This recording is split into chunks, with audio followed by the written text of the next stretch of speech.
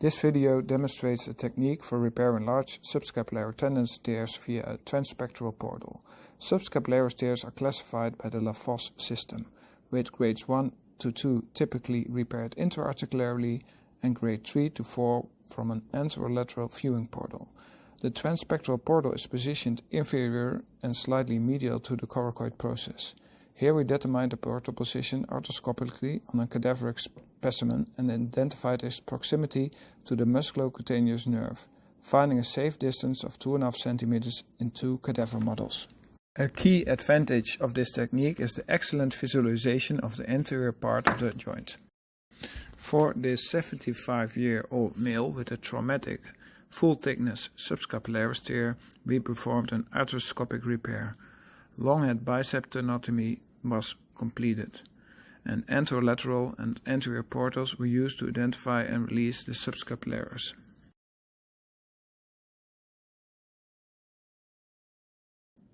A needle was inserted to locate the transpectoral portal just lateral to the conjoint tendon.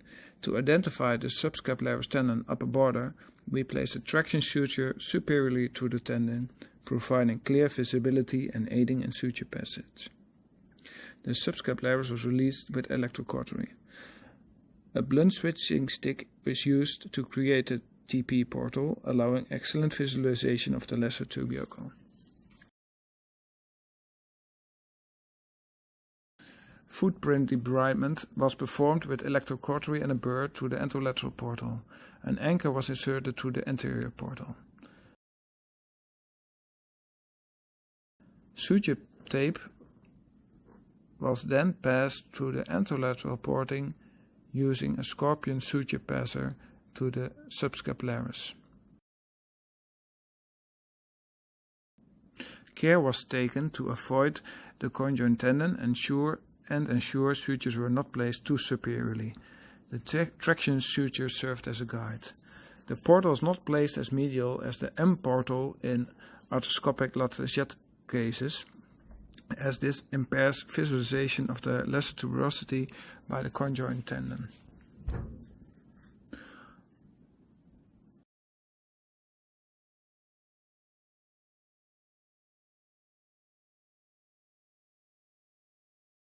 After tying the sutures, a lateral anchor was placed in the bicipital groove, creating a double row repair.